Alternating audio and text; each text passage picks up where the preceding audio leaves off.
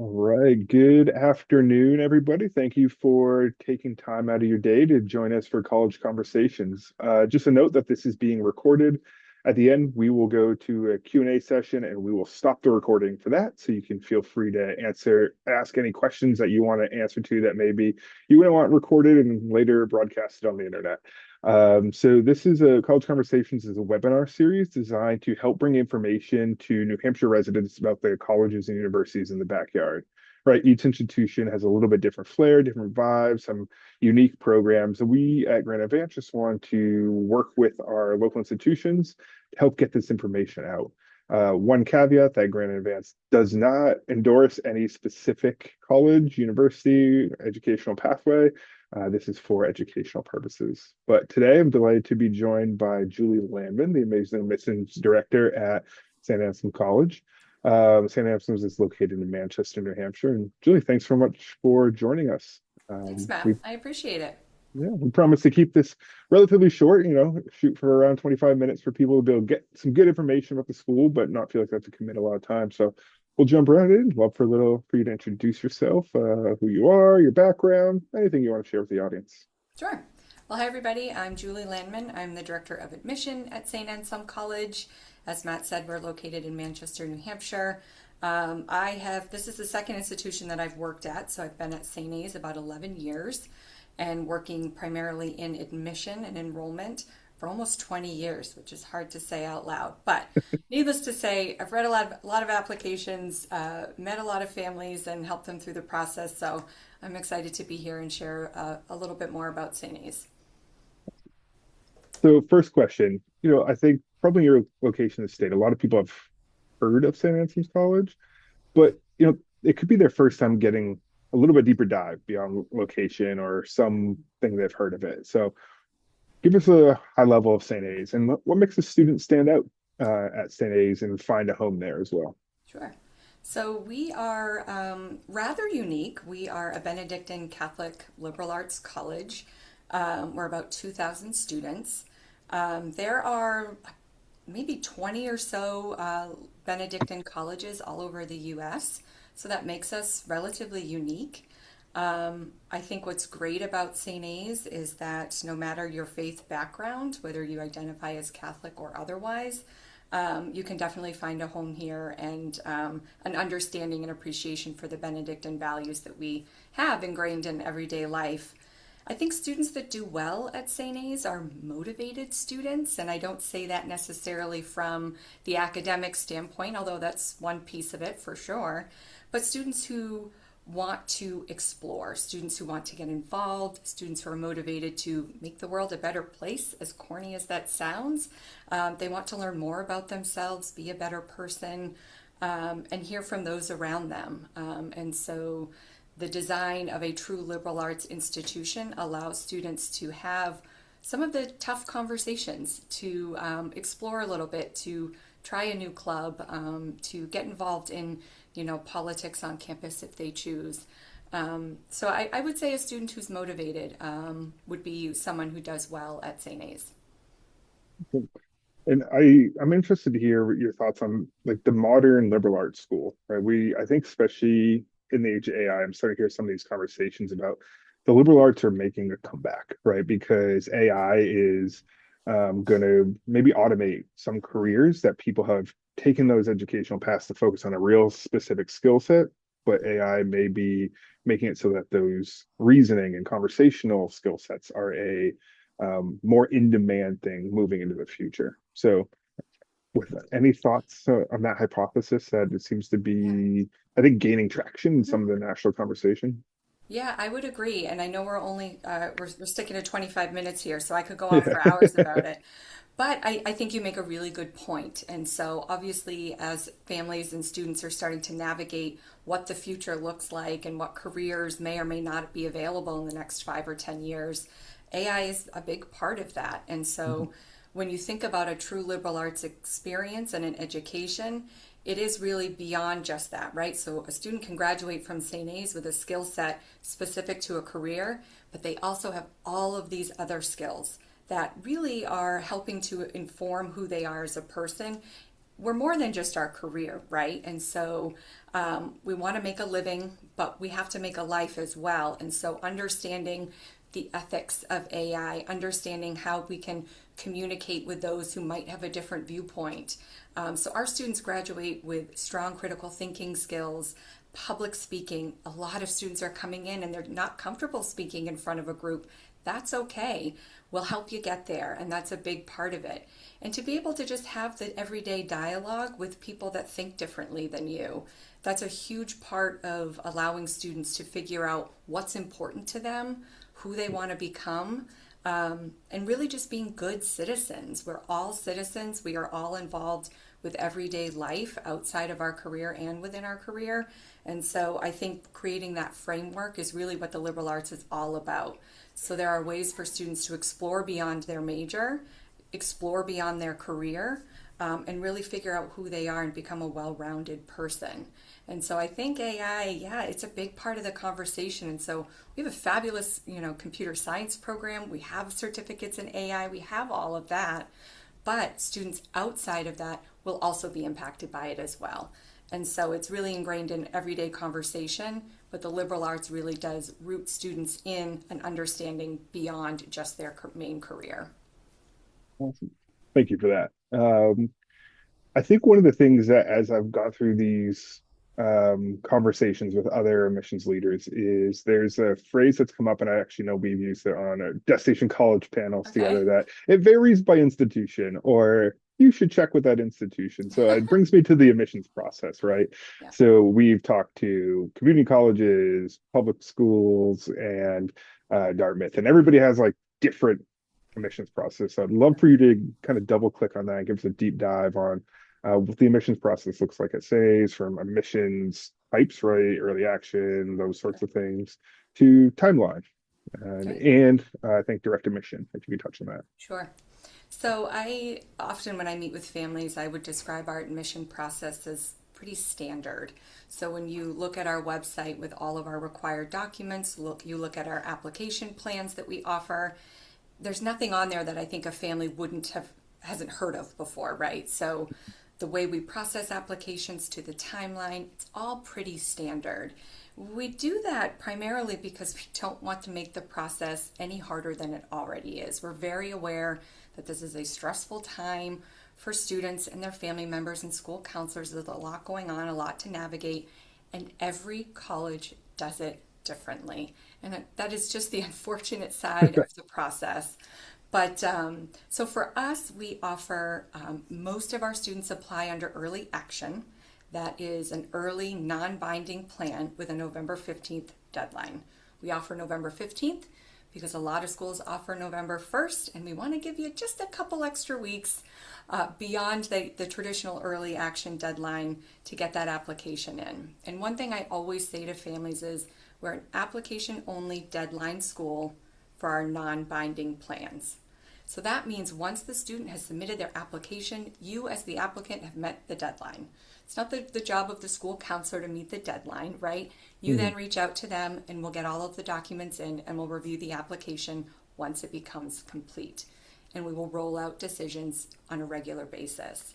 Our other non-binding plan is regular decision. That's a February 1st deadline. We review all applicants the same for programs outside of nursing, meaning if you apply early action or regular decision, we'll review you the requirements are the same. You're eligible for merit scholarship in the same way. There is no real difference aside from it is a later plan with a later release of your decision, but that too will roll out on a regular basis. Our one binding plan is early decision with December 1st. That's a great option for a family or student, I should say, that knows St. A's is a financial fit as well as an academic fit. And so if we are working with a family and the student says, yes, I'm thinking I want St. A's, then we would navigate that conversation and have the financial conversation with them. We have a fabulous financial aid team so that if a student chooses early decision, they know it's the right fit for them. So we advise them to speak with school counselors, have a real honest conversation with family members about ability to pay and costs that they're willing to contribute towards the education. And that again is the binding plan, and that does require all documents to be submitted by December 1st for the early decision plan. And we release the financial aid offer directly after that, so students have the whole package together before committing and submitting their deposit, even though they've signed that agreement. So we want to make sure it's still a financial fit for them. But outside of that, we're a Common App only school. We're completely test optional for all programs, including nursing. We require one recommendation letter from a teacher or school counselor, an official high school transcript from the school counselor, and a school report. So all documents that have been part of the process since day one, for the most part, and are pretty standard. So we work directly with students. My one tip is really just, and most colleges and universities offer this as an applicant status portal. And so if you know you've met your deadline and you're curious if the other documents are in, you can check your applicant status portal online or call us. We're happy to talk with you on the phone to check the status of your application and provide an update for you. And then for all of our non-binding plans, we follow the May 1st decision deadline. The one caveat to all of that is nursing. It is our most competitive program. We're very much the standard in terms of looking at other nursing programs. So we do require applicants to apply early action or early decision. So we review all nursing applicants at the same time because it is our only capped program, meaning we do have a limited number of seats in that program. And I just wanted to verify one thing. You said for your early action, you're still releasing decisions on a rolling basis. You don't have a Correct. drop decision date. We do not have a drop decision date yet, so we review applications in the order that they are complete. We try and evaluate as best we can all applicants within the same high school at the same time. If they're complete together, we won't prioritize any of the other ones. And then the same admission counselor reviews all the applicants from that high school. And so every Thursday, starting in October, we'll start rolling out decisions via the student's applicant status portal. Thank you. And you said you're test optional. Can you talk a little bit about what that means at St. A's? Because I think there's a lot of stress. Families saying, oh my God, they're test optional. They're giving me a choice here. When do I submit it? When shouldn't I? What's that look like for y'all? So when I speak with families, primarily when they come to campus, I say, test optional is not the same at every institution, and that's just part of every school doing it differently.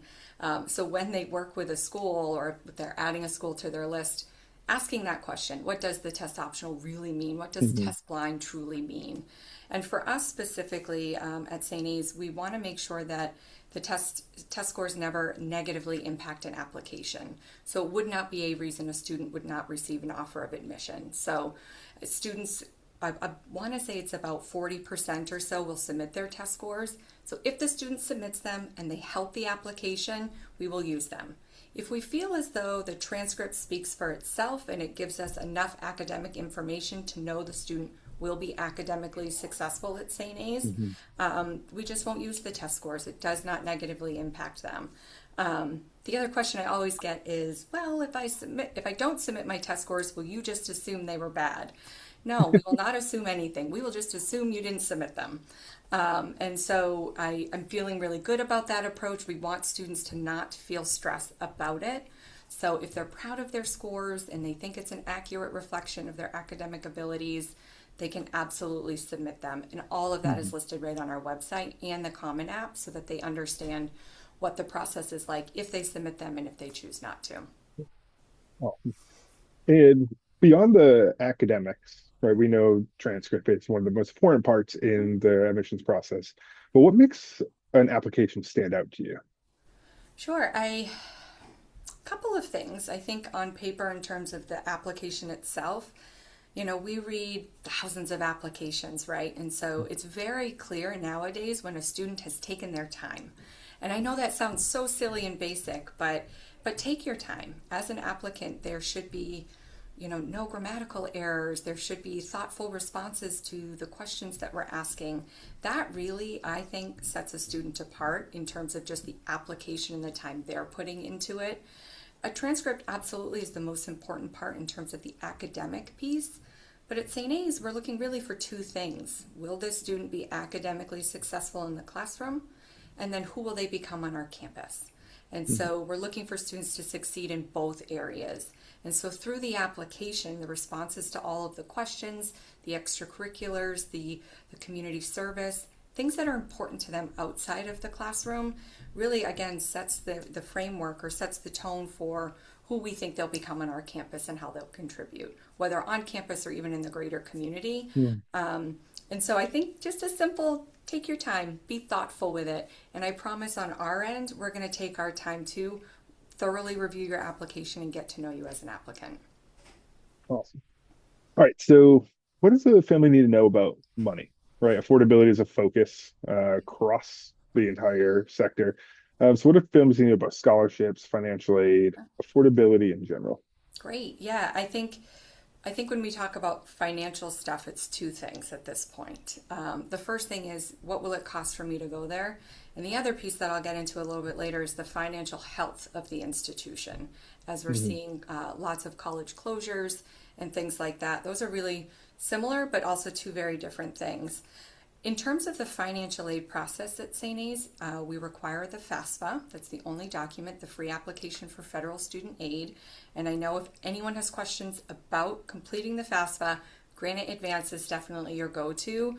Wonderful resource to help complete it, answer some of those tough questions. The process as it stands for us, once the student submits the FAFSA, and we recommend that every student do that. Some families will choose not to, but we really, really, truly recommend that they do that. And then they can be considered for need-based institutional, state, and federal aid as well. The first thing a student is evaluated for, though, is merit scholarship. And every student that receives an offer of admission to St. A's will receive a merit scholarship. Our feeling is if you are academically and qualified in your application for an offer of admission, you deserve a merit scholarship. So every student comes in with a merit scholarship. And then we have special scholarships outside of that, like talent. If there's a Mhm. talent within the fine arts, they want to get involved with pep band. If they were involved in Science Olympiad, we have grants. We have a sibling grant. Lots of things that students can do, can potentially earn to offset the cost of attendance. We also have the Anselmian Community Commitment, which is a free tuition program. We're going into, I believe, our third year with it. Time flies. And so students who are have the required GPA of a 3.25 and are also income eligible, earning a family income of less than 100,000 per year, will receive the free tuition. And the caveat is just to live on campus as well. So whenever I talk with a family about making St. A's affordable, I mentioned this before, we have a fabulous financial aid team. We work very, Mhm. very closely with them. And I think for a lot of schools, that's an underutilized resource. And so Yeah. you can work with our office, but I promise you, we're going to get you to the financial aid team and they're going to talk with you about your options. And so if the financial piece is the one missing piece, we're going to do as much as we can to try and help make it possible for families who might not think that it can be. Awesome. So, when you're talking, it sounds like, and correct me if I'm misspeaking here, but for students coming from New Hampshire, none of them are going to pay this sticker price.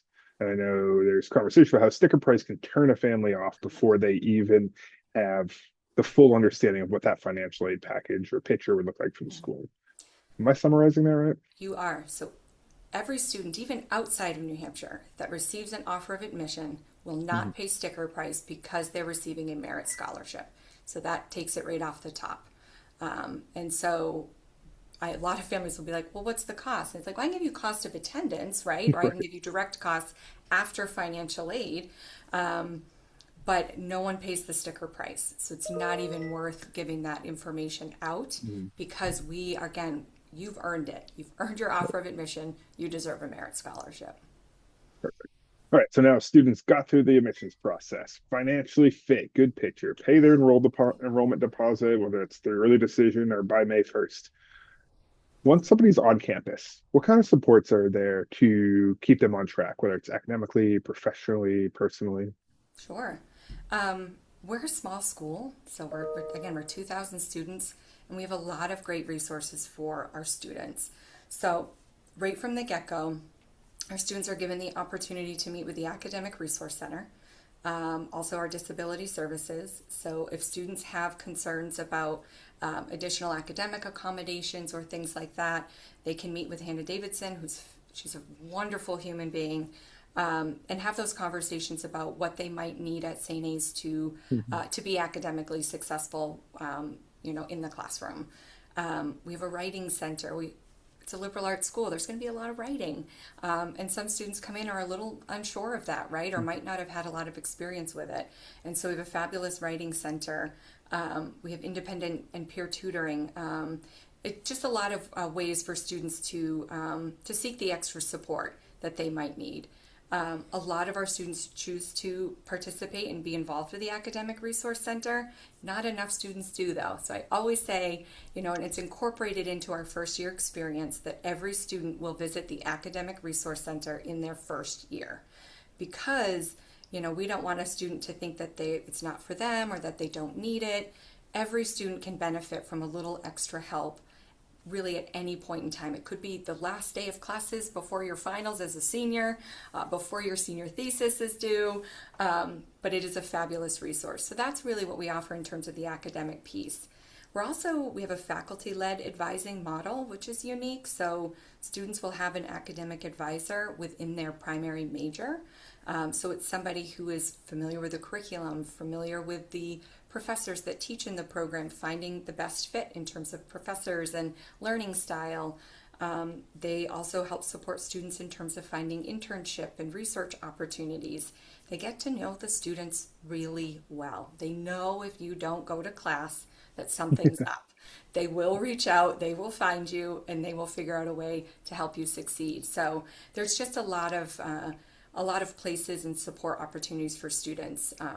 And that echoes all the way through, right? So if a student is at risk for losing their merit scholarship because of a lower GPA, financial aid's going to see it, and they're going to work with the Academic Resource Center and the faculty advisors, the academic deans to say, let's get this person on a plan, right? We want to make sure that we've provided as much support as possible so that they can receive this merit scholarship and continue their education at St. A's should they want to do that. And so academically speaking, there are a lot of ways for students to receive that support. We have a fabulous career development center. Lauren is our director over there. We have internship, career placement opportunities. They work closely with academic departments. Almost all students will do some form of internship, clinical experience, co-op of some kind. It's not required by all programs right now, but many students will participate in some version of that. And it's really incorporated into everyday life through an Anselmian Journeys program, which is a way for students to sort of build their experiential learning opportunities outside of the classroom, whether it's community service, community engaged learning, study abroad, internships, clinicals. It could be a job on campus, a volunteer opportunity. And it helps a student really visualize what their journey is here and how it gets them where they need to go when they graduate.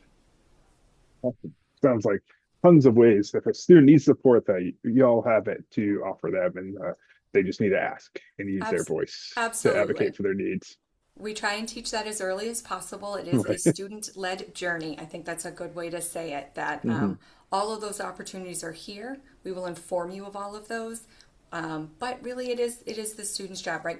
We're teaching them and supporting them as they navigate becoming an adult, Hmm. and that's a big part of that. So allowing them to find their voice and to be able to advocate for themselves is a big part of that. All right, as we're nearing the end, I got three. I wouldn't say fully rapid fire because a little bit of Oh boy. context will be good, but like a little bit more rapid fire style questions. So, first one: is there a program or major at St. A's you think deserves way more attention? Like, you guys have a beautiful nursing facility and uh, tons of attention for nursing, but is there a hidden gem out there that you'd like to highlight? Ooh, I'm probably going to say politics. I do think we are, if north of DC, we're the spot for politics. As home to the New Hampshire Institute of Politics, our students have unparalleled experiences that are just really, really phenomenal. So I'm going to say politics. And I've been to several conversations at the New Hampshire Center for Institute for Politics with representatives and senators, and they're always very well done. Oh, it's Uh, so much fun for students. It's a really, mm, really cool experience for them. yeah. What's a misconception about St. A's that you'd love to set straight? And you say, enough is enough. You guys need to know the truth. Um, I think the question I get a lot is, and maybe not as much anymore, but do I have to be Catholic to go to St. A's? And that is Hmm. certainly not true. We have students on campus. I think we have over 25 different religions represented on our campus. So, you do not have to be Catholic. You do not even have to be a person of faith to come to St. A's and be involved in our community and succeed here. So I would say that that might be one. All right. And then last but certainly not least, if someone's on the fence trying to figure out if St. A's is a school that is right for them, whether it's they're thinking about applying or they've applied, been admitted, make that final selection, what's one piece of advice you'd give them? This is going to sound pretty basic, but I'm going to say visit and visit more than once. Mhm. I think that's the key. So, a lot of students will visit, but the point in which you visit, so if you visit before you apply, you're a very different person at that stage, right? Then, once you've received your offer of admission, your questions are a little different. Your viewpoint is a little bit different, right? What you're looking for is different. So, visit more than once throughout the process, and call us. Call us. I love working with students. It's why we do this work, and I wish more Yeah. students would call us. We'll take texts and emails as well, Mhm. but it's really, really a pleasure to speak with students on the phone and help them navigate this process and see if St. A's is a good fit for them. Awesome. Calling is probably the most efficient way to get your answers to your We questions. will pick up Uh, the phone, I promise. yeah. Awesome, Julie. That was fantastic. I really appreciate you taking the time Thanks. to kind of chat today, share a little bit of inside look into St. A's. And for everybody watching, if you want to head over to St. A's website, you can explore programs, submissions, financially in a little more detail there. And I know your team is anxiously waiting to pick up the phone or answer Absolutely. that email or text if need be. But thank you again, Julie. Yep. Thanks, Matt. And we'll go to, I'm going to stop recording so we can do any Q&A that might exist.